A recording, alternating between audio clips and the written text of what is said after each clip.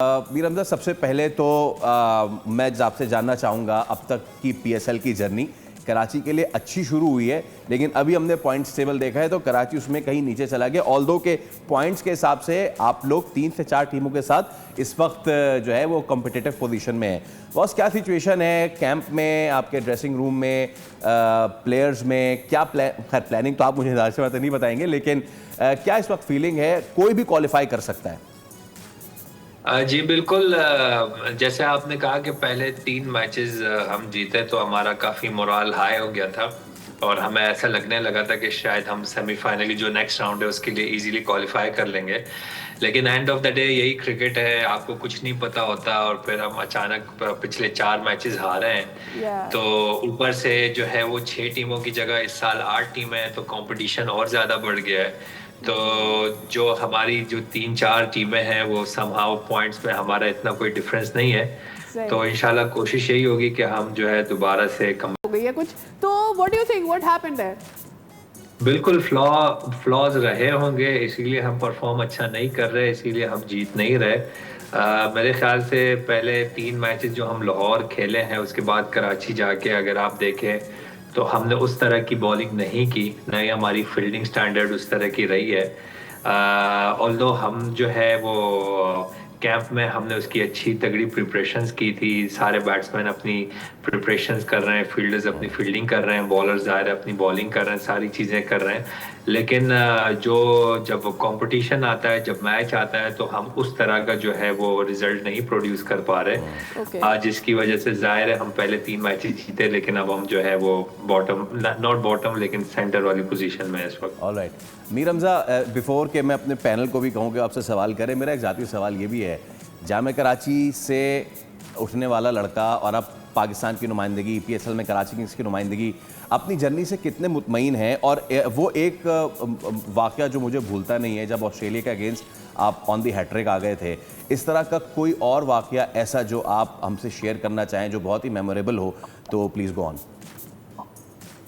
वाकयात तो ऐसे बहुत सारे हैं, क्रिकेटर की जिंदगी 1 मिनट यूं ऊपर होती है, तनवीर भाई साथ बैठे हैं, अगले मिनट बिल्कुल डाउन होती है। तो हमारी पूरी जिंदगी जो है ना इसी तरह की वाकयात से भरी हुई है। एक बार उरूज, अगले ही दिन जो है वो जवाल होता है, और यही जो है मेरे ख्याल से एक क्रिकेटर की खूबसूरती होती है। आपने ऑस्ट्रेलिया की बात की, वो मेरे लिए बड़ी एक अच्छी जो है वो दिन थे, और जब मेरा पीएसएल का कमबैक हुआ 2022 में, वो मेरे लिए बड़े यादगार दिन थे। इस तरह के और भी बहुत सारे हैं, बहुत सारे ऐसे दिन हैं जिसको मैं नहीं चाहूंगा कि मैं उसको याद करूं। इंजरीज के दिन होते हैं इंजरीज के दिन होते हैं, जब परफॉर्मेंस अच्छी नहीं चल रही होती, वो वाले दिन होते हैं। तो बिल्कुल इस तरह की काफी सारी जो है वो स्टोरीज हैं, मेमोरीज हैं। तनवीर भाई से सवाल अगर आपसे करना चाहें। जी मीर, मैं जाहिर सी बात है आप भी फास्ट बॉलर है, मैं भी फास्ट बॉलर हूँ, उस हिसाब से मैं एक सवाल करना ये चाह रहा हूँ कि आपने दोनों पिचेस के ऊपर मैच खेले, सॉइल विकेट के ऊपर भी जो ऑस्ट्रेलियन पिच हम बात कर रहे हैं और जो यहाँ की जो लोकल पिचेस हैं उसके ऊपर भी आप खेले।